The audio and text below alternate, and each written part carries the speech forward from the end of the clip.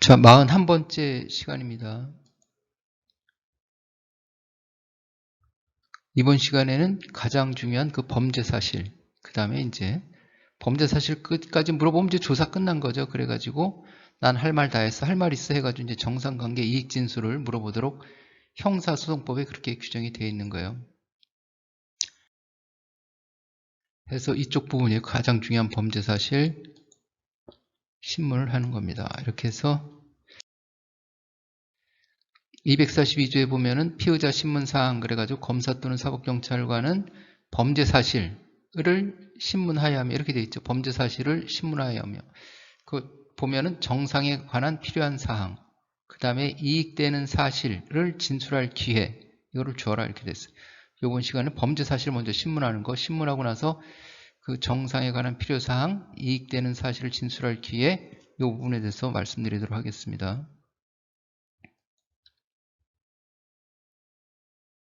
자, 그 범죄 사실 신문 하는데 뭐 길 가다가 부딪혀서 싸움이 벌어졌어요. 아니면 길 가는 그 술집에서 뭐 술 마시다 옆에 테이블하고 싸움이 붙어가지고 또 상처가 났다든지 이렇게 사건이 발생할 수 있는데 그거는 그 사람이 어떤 일을 하고 있는 거하고는 상관없는 거죠. 그래서 그런 사건들은 자기가 하는 업무하고 관련이 없는 사건들은 어떤 일을 하고 있는지 물어보진 않아요. 그런데 행정사범 같은 경우에는 다 원산지 거짓 표시하면 식당 하는 사람 아니면 뭐 이렇게 그 관련 업무를 하는 사람 폐기물 무단 마립하는 사람은 그 폐기물 그 매립업을 하는 사람이라든지 처리업하는 사람 해가지고 다 자기가 그 관련된 일을 하고 이게 저 위반사항이 발생하는 거잖아요. 그러니까는 그거 범죄 사실을 물어보기에 앞서가지고 그 사람이 뭘 하는지 그거부터 연관성 있는 것부터 물어보는 거. 어떤 일을 하고 있나요? 해서 이렇게 해서 이제 언제 어디에서 그 뭘 운영하고 있다 해가지고 이렇게 얘기를 했습니다. 진술을 받고 그 다음에 대박마트의 사업자 등록증 이와 같은가요? 이렇게 했어요. 그 처음부터 이렇게 사업자 등록증 이와 같은가요? 이렇게 물어보진 않아요. 어떤 일을 하고 있나요? 그 다음에 물어보고 나서는 대박마트의 시설 규모 매출 종업원 현황은 어떤가요? 주로 이렇게 넘어가지 이렇게 물어보진 않는데 이것은 왜 이렇게 물어봤냐면은 이미 행정조사원이 이제 행정조사 한다든지 해가지고 그 적발 통보를 했어요. 그래서 그런 식으로 이제 사업자 등록증이 이미 파악이 된 상태인데 사업자 등록증의 명의자하고 지금 조사받는 피의자하고 이름이 달라요. 보통 사업은 그 사업자 등록증에 있는 사람을 사업주로 해가지고 대부분 다 이제 그 사람이 실제로 책임지고 일을 하는데 이것은 그게 아니라 이제 사업자 등록증 명의자하고 실제 사업하는 사람하고 다르니까 그래서 이렇게 물어보는 거예요. 이렇게 누구한테 책임을 물어야 될지 그걸 명백히 해야 되니까. 이렇게 야, 사업자 등록증에는 이말숙으로 되어 있어. 근데 왜 어떻게 된 거야? 네가 나왔어 이렇게. 이말숙은 종업원이 이무기 누나인데 제가 국세청에 세금을 납부하지 못한 부분이 있어 할 수 없이 그 종업원의 가족 명의를 빌린 것으로 세금 납부라든지 뭐 신용불량이라든지 뭐 이런 식으로 해가지고 그 가족 명의를 빌린 것으로 대박마트의 실제 운영자는 제가 맞습니다. 그러니까 보통 그 명의자를 처벌하는 게 아니라 이말숙이라는 이 사람은 명의는 돼 있지만 자기가 한번 나와본 적도 없고 피의자하고는 전혀 알지도 못해요. 그러니까 이 사람은 여기에 관여한 바가 없죠. 그 원산지 거짓 표시 행위라는 그 행위를 한 사람을 처벌해야 되는데 이말숙이라는 사람은 명의만 돼 있고 행위에 관여한 바가 없으니까 이 사람을 처벌 안 받겠죠. 처벌하지 않고 이제 실제 운영자를 처벌하는 거예요. 그래서 그 관계를 명백히 하려고 이렇게 물어본 거고요.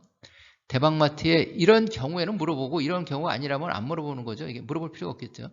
대박마트의 시설 규모 매출 종업원 현황은 어떤가요? 해가지고 이런 그 위반 사항에 대한 그 규모 같은 거를 그 사업장 이런 것들을 파악해 놔야 여기다 이거를 범죄 사실에는 기재하지 않지만 이런 데다 이렇게 여기다 조서에는 기재를 해놔야 나중에 검찰에서 그 벌금을 매길 때, 그 벌금을 부과할 때, 그 약식명령 청구한다 그러죠. 할 때 100만 원 할지 뭐 1000만 원 할지 이거 1억 원 이하까지 갈 수 있으니까는 뭐 5천만 원 할지 이렇게 이런 걸 써놔야 판단을 할 거 아니에요. 이런 거 전혀 없으면 이거 얼마를 해야 되지 이렇게 헷갈릴 수가 있겠죠. 대박마트에서 어떤 물건을 판매하고 있는지 어떤 물건을 판매하고 있나요? 당연히 뭐 마트라는 거 당연히 이런 거 판매하겠죠.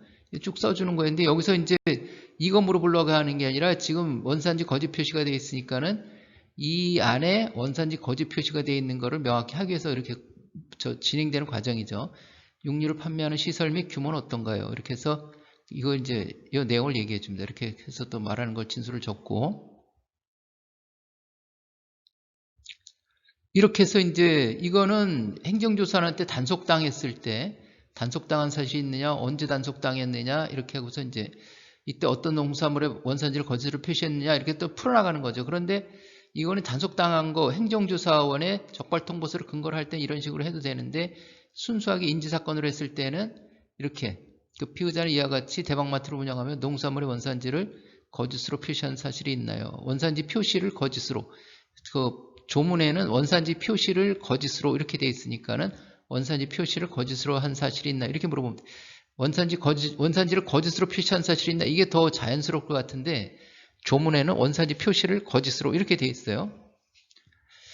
그런 사실이 있습니다. 그래갖고 그런 사실이 있다. 어떤 농산물인지 그래가지고 이제 이런 식으로 쭉 진행이 되는 거죠. 원산지를 기간은 어떤지 이게 이제 일치, 장소, 방법 이렇게 나오죠. 그 방법에 이제 대상도 포함되어 있는 거죠. 한우라는 거. 이런 식으로 되어 있으면 당시 원산지를 거짓으로 표시한 이렇게 또 해서 그 행동이라든지 태도라든지 이런 것들은 저 문답으로 나타나기 곤란한 건 이런 식으로 이제 정리를 해준다고 그랬죠. 그리고 이렇게 이제 되어 있습니다. 그리고 뭘 보여줄 때 수사 기록에 있는 거 뭘 보여줄 때는 그 몇 페이지에 있는 건지 그 알려주셔야 돼요. 여기다 기재를 해놔야 돼요. 몇 페이지에 있는지 기록에 이렇게 요 수사 기록에다 조서에다 이렇게 해놔야 돼요. 만일에 이게 없으면 몇 페이지가 없으면은 그 기록이 사진이 여기도 붙어있고 저기도 붙어있고 할 텐데 어떤 사진을 보여줬는지 알지 못하잖아요. 수사관은 알 수 있겠지만은 검사나 판사가 봤을 때 이 조서를 봤을 때 이게 페이지가 없으면 야, 이 사진이 어디 있는 거지 해가지고 다 들춰봐야 되잖아요. 기록 목록이 있으면 그거라도 참고할 텐데 그거라도 없으면 기록이 뭐 500페이지면 500페이지를 다 뒤져봐야 돼요. 어디 있는지. 그러니까는 요걸 꼭 적는데 이거 피의자 신문조사 할 때는 기록 저 페이지를 매기지 않았어요. 그럼 어떡하지? 그럴 경우에 그것을 기록 몇 쪽이라는 몇 쪽 요거를 공란으로 놔두고 여기다 포스트잇으로 이제 표시를 해놓는 거죠. 그 쪽수 기재 뭐 이런 식으로 해가지고 해서 나중에 기록을 정리해서 페이지를 매기면 그때 요 빈칸을 채워주면 되겠죠. 이렇게 빈칸을 채워주면 그렇게 하셔야 이게 좀 수사 기록이 원활하게 돌아갈 수가 있습니다. 피의자에게 열람시킨 바 이렇게 되어 있죠. 예, 맞습니다. 이렇게 증거물 제시 같은 경우는 저 범죄수사규칙에 보면은 경찰관은 조사 과정에서 피의자에게 증거물을 제시할 필요가 있는 때에는 적절한 시기와 방법을 고려해야 하며 적절한 시기와 방법을 고려하라는 거죠. 이게 참 추상적이긴 하지만은 그래서 이게 좀 조사 경험이 좀 있어야 되는 거예요. 조사 경험이 있어서 요 타임에 이 사람한테 이걸 보여줘야 되겠구나 그런 거를 이제 조사하다 보면 경험이 쌓이다 보면 그걸 판단할 수가 있는데 그 처음부터 있는 증거를 다 보여주고 이거 맞지 빨리 자백받고 싶은 마음에서 그래버리면 이미 패를 다 보여주는 거잖아요. 그럼 상대편이 그걸 보고 또 다른 거짓말로 이렇게 연결시킬 수도 있고 그러니까는 그런 것들을 좀 경험을 쌓아서 여기에 있는 적절한 시기와 방법 이거는 경험에 의해서 알 수 있겠죠. 이게 지금 언제가 적절한 시기와 방법이다 지금 그걸 가지고 여기서 막 논하기는 좀 어려움이 있죠. 그런 이제 경험이 좀 필요하다 이렇게. 그래서 이제 이런 식으로 이제 태도 같은 거 이렇게 상황을 서술식으로 해준다는 거. 누가 함께 했나요? 혼자 했습니다. 해가지고 보통 누가 함께 했나요? 해서 저 적발 통보서에 보면은 혼자 돼 있어요. 그러면은 공범이 없는 게 확실할 경우에는 굳이 안 물어봐도 돼요. 물어보지 않아도 되는데 공범이 있을 경우에 이제 물어보면 되겠죠. 이와 같이 미국산 소고기 국내 판매한 내역은 어떤지 판매한 내역 원산지를 거짓 표시하면 그 자체로 처벌받지만은 그래도 얼마치를 팔았는지 해야 이게 이제 처벌할 때 벌금을 많이 매길지 적게 매길지 100만 원치 팔았습니다. 그런데 1000만 원 벌금 내라고 그러면 좀 너무 과한 것 같죠. 1억 원어치 팔았습니다. 그런데 100만 원 벌금 내라고 그러면은 매일 하겠죠. 그거 처벌받고도 계속 하겠죠. 돈 내는 것보다 버는 게 훨씬 많으니까. 그러니까 그런 것들을 좀 알 수 있게 여기다 기재를 해주셔야 된다. 누구한테 판매했나요? 마트에 찾아오는 사장님들한테 당연히 판매했죠. 누구인지 특정하기는 어렵다. 못할 건 없겠죠, 이게. 그 카드 매출 전표 보면은 일일이 다 누군지 확인하면 되겠죠. 누가 사갔는지 그렇게 하려면 압수수색 영장 받아야 되겠죠. 해가지고 인적사항 확인하면 되는데, 카드사 상대로 이제 이거는 원산지 표시 사건은 원산지 표시를 거짓으로 한 자체로 처벌받는 거죠. 그러니까는 누가 사갔는지까지는 알 필요가 없는 거죠. 그냥 이렇게 팔았다, 이렇게 전표에 의해서 나타나면 되는 거니까는 원산지 거짓 표시한 게 확실한 거죠. 이렇게 팔기까지 했으니까. 사기 사건이라면 어떻게 될까요? 사기 사건 해가지고 2011년 11월 17일경부터 2012년 4월 27일경까지, 이것도 시효 지난 거 아니에요? 이렇게 할 수도 있는데 공소시효 뭐 한 7년 될 테니까. 그냥 이거 우리 지금 피의자 신문져서 예시를 하는 거니까는 뭐 시효 같은 거 따지지 말고요. 그냥 이렇게 하는 거예요. 견본으로, 예시로. 사기 같은 경우에는 누구한테 팔았는지가 피해자가 특정이 돼야 되겠죠, 이게. 그러려면 이거 누가 사갔는지 다 조사를 해야 되겠죠. 사기는 그렇게 해야 되는데 원산지 표시 거짓은 표시한 자체로 처벌하니까 이게 굉장히 수사의 부담을 덜어주는 거죠. 수사의 부담을 덜어주는 거예요. 거짓 표시한 자체 처벌하는 거하고 사기죄는 맞죠. 이게 외국산을 국내산으로 속여서 판 거나 마찬가지니까. 사기죄는 맞는데 사기죄로 몰고 가려면은 사기죄로 처리하려면 엄청 힘들다, 이게. 누구에게 판매했나? 마트에 찾아오는 사장님들이 판매한 것이 누군지 특정하기는 어렵습니다. 미국산 소고기 알목심은 어디서 구입했나? 그러니까 이래서 이제 조사는 다 끝났어요. 그런데 이제 미국산 수입산을 국내산으로 팔았으니까 그럼 수입산은 어디서 얼마에 얼만큼 구한가, 이런 것도 나와야 되겠죠. 보충 조사로 화성시에 있는 업체로부터 구입했다라는데 구입가, 판매가, 이익금 해가지고 이런 것도 이제 정리가 돼야 되겠죠. 미국산 소고기 알목심 구입할 당시에 원산지 표시는 어떻게 됐어? 그때부터 국내산으로 되어 있으면은 공급한 사람도 문제가 될 텐데, 해가지고 여기서는 거래명세표와 물품 박스에 미국산 소고기로 표시되어 있었다 해가지고, 물품 박스 같은 경우에 이제 현장 조사를 나가면은 뭐 사업장 뒤편에 보관 창고 이런 데 가보면은 미국산 냉동한 거 딱 보관이 되어 있다든지, 아니면 벗겨가지고 이제 박스를 버렸다면은 박스에 표시된 박스가 쓰레기통이 있다든지, 그런 것들이 다 증거가 될 수 있겠죠. 피의자가 이와 같이 거래했던 자료가 이것인가요? 해가지고 또 이렇게 그 자료를 보여주고, 예, 맞습니다. 이렇게 2012년 4월 단속시 피의자 작성한 확인서, 이 사람이 현장에서 행정조사원한테 확인서도 작성해 줬어요. 이렇게 해서 이제 조사가 다 끝났죠. 그래가지고 범죄 사실에 기재하지는 않지만은 동기도 물어보는 거죠. 전반적으로 마트 운영이 어렵다 보니 이익금을 조금이라도 더 내보려는 욕심에서 그랬던 것이다. 이렇게. 그러면은 다 끝났어요. 그러면 이제 현재는 어떻게 하고 있어? 현재도 소고기 원산지 표시 거짓으로 하고 있는 거야? 완전히 배짱 장사라는 거죠. 그런 사람은 없겠죠. 단속당한 이후로는 뭐 가게 문을 닫았다든지, 장사가 안 돼가지고 원산지를 제대로 표시해서 판매하고 있다든지, 이렇게. 근데 원산지 거짓 표시해서 판매했다고 소문나면 장사 안 되겠죠, 그게.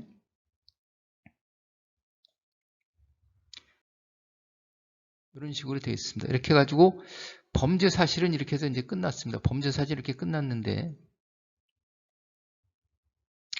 정상관계 이익 진술. 참, 여기 하나 앞서가지고 조서에는 피의자로 되어 있잖아요. 피의자는 어떤 일을 하고 있나요? 이렇게 되어 있는데, 그 사람하고 대화할 때는 피의자는 이렇게 하진 않아요. 어떤 교재에는 피의자에 대해서는 피의자라고 호칭을 피의자로 이렇게 해줘라, 이렇게 그런 교재도 있긴 한데, 실무상으로 보면은 피의자는 이러면은 그 사람이 내 이름이 있는데 나보고 피의자래 그러면서 되게 좀 어색해 할 수가 있겠죠. 법정에서는 피고인은 그렇게 하긴 해요. 법정에서는 그 사람 이름을 부르지 않고 피고인 뭐 이렇게 해요.